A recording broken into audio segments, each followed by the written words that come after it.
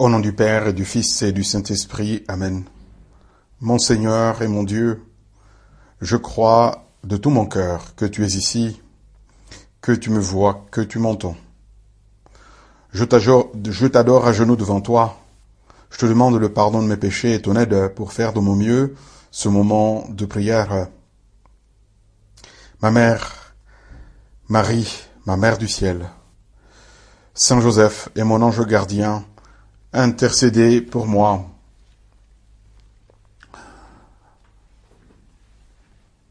Le Seigneur nous dit dans l'évangile du jour, « Si le monde vous hait, sachez qu'il m'a haï avant vous. Vous n'êtes pas du monde, puisque je vous ai choisi je vous ai choisi en prenant dans le monde. » Ces paroles de Jésus peuvent nous surprendre, nous troubler même. Pourquoi une telle opposition entre l'amour de Dieu et le monde dans lequel nous vivons? Ça peut surprendre ça, n'est-ce pas?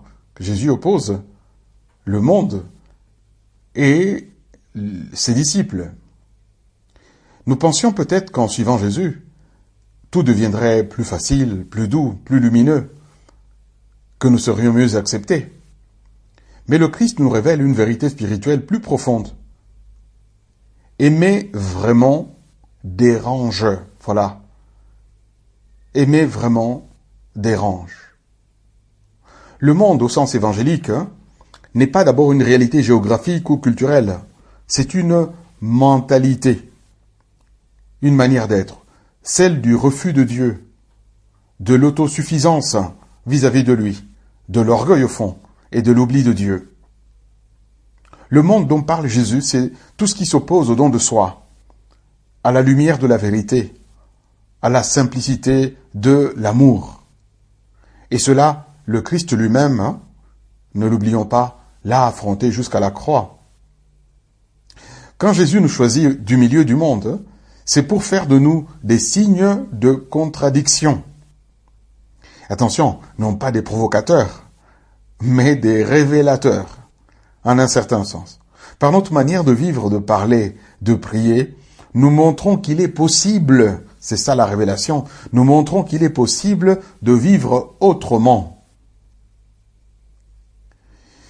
Mais cela évidemment a un prix, celui de l'incompréhension, parfois du rejet, voire même de la moquerie ou de la sourde opposition. Cela a été vrai pour le Christ, pour ses apôtres et pour tant de saints. Pourquoi serait-ce alors différent pour nous? Seigneur Jésus, toi qui as été rejeté par les tiens, donne-moi le courage humble d'aimer comme toi, même lorsque cela me coûte, même lorsque cela dérange. Fais de moi un reflet de ta lumière dans le monde, dans mon petit monde. La lettre à Dionyette, c'est une épître écrite au IIe siècle qui nous donne une image lumineuse des chrétiens d'alors, au cœur du monde. Écoutons. Les chrétiens ne se distinguent des autres hommes ni par leur pays, ni par le langage, ni par le vêtement. Ils se trouvent dans la chair, mais ne vivent pas selon la chair. Ils passent leur vie sur la terre, mais sont citoyens du ciel. Voilà la grande nouveauté du christianisme. Notre grande nouveauté, ne pas fuir le monde, mais le traverser en semant la beauté du royaume. Le chrétien n'est pas un marginal. Non, nous ne sommes pas des marginaux. Ni non plus des fanatiques. Nous ne sommes ni marginaux, ni fanatiques. Le chrétien, c'est un homme de paix. Un artisan d'unité, un témoin d'espérance. Il est dans le monde, mais il n'en est pas prisonnier. Tous nous sommes témoins comment, dès son élection, le pape Léon a parlé, avec beaucoup de force, de la nécessité de la paix dans le monde, de l'unité, de travailler main dans la main avec nos frères et sœurs les hommes. Le chrétien est un homme de paix, d'unité, témoin d'espérance. Il est dans le monde, mais il n'en est pas prisonnier. Le chrétien est un pont, un passage, une lumière. Il aime le monde comme Dieu l'aime, non pour l'approuver dans ses fautes, évidemment, mais pour l'élever vers le bien, vers la vérité. Ce témoignage chrétien est souvent silencieux, mais il bouleverse bien plus qu'un simple discours. Pensons par exemple dans la vie de tous les jours à une grand-mère qui prie fidèlement, à un médecin qui soigne avec respect ses malades, à un étudiant qui choisit de vivre la chasteté, à une mère qui pardonne, à un prêtre qui console. Chacun dans sa vocation devient alors une lettre vivante du Christ, comme le souligne saint Paul aux Corinthiens.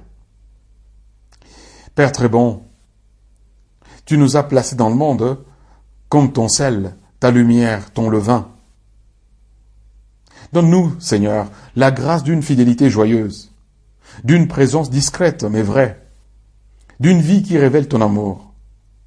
Fais de nous des témoins doux et forts, enracinés en toi. Si le monde résiste à l'Évangile, ce n'est pas parce que l'Évangile est faible. Non, c'est parce que l'Évangile va à contre-courant. Jésus, notre Seigneur, l'a promis.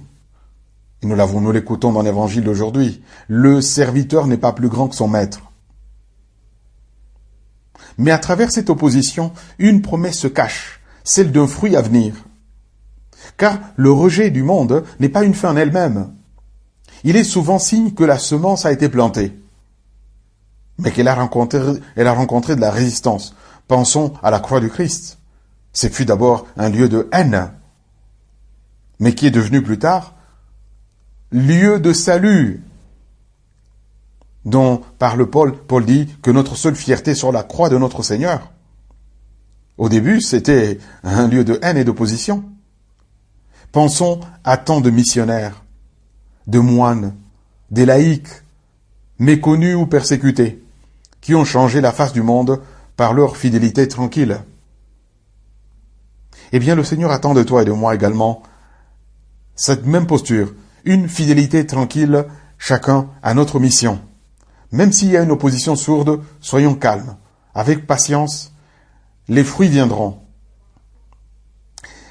Certes, nous ne cherchons pas l'opposition, nous ne cherchons pas la contradiction, mais quand elle vient, il faut l'admettre, elle peut devenir une fécondité. La contradiction nous purifie, elle nous unit au Christ, elle creuse en nous un espace pour l'Esprit Saint. Et surtout, la contrariété ou la contradiction nous rappelle que nous sommes faits pour un autre royaume. Le monde passe, mais celui qui fait la volonté de Dieu, lui, demeure éternellement. Seigneur Jésus, quand je suis confronté à l'opposition, à la contradiction, apprends-moi à ne pas fuir, à ne pas capituler, ni à me raidir. Fais-moi entrer dans ton silence fécond, dans ton amour plus fort que la haine. Que je me souvienne toujours que mon nom est inscrit dans les cieux. C'est ce que Jésus dit, il dit, réjouissez-vous, car vos noms sont inscrits dans les cieux. Nous sommes d'un autre royaume. Le chrétien est âme du monde, comme le dit si bien la lettre à Dionyette. Le chrétien est appelé à habiter dans ce monde sans s'y perdre, à aimer comme le Christ, même quand cela blesse, à porter la lumière, même dans l'ombre, à semer, voilà ce que nous sommes, des semeurs, sans voir toujours la moisson. La lettre à Dionyette, que nous méditons en la mettant en rapport avec l'évangile du jour, nous rappelle que nous sommes comme l'âme du monde. L'âme est invisible aux yeux, mais essentielle au corps. Invisible, mais essentielle, nous sommes dans le monde.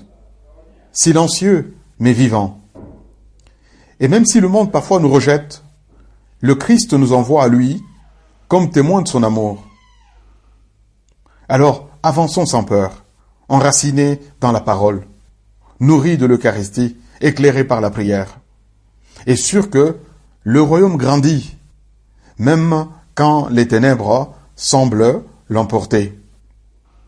Seigneur Jésus, toi qui nous as choisis dans le monde pour y porter ton amour, rends-nous fidèles dans la joie et la peine, humbles dans le service, brûlants dans l'espérance. Et quand le monde nous rejette, fais-nous nous souvenir que nous sommes à toi et que rien ne pourra nous séparer de ton amour. Je te remercie, mon Dieu, des bonnes résolutions, des beaux désirs et des lumières que tu as semés dans mon cœur pendant ce moment de prière. Je te demande de m'aider à les faire fructifier.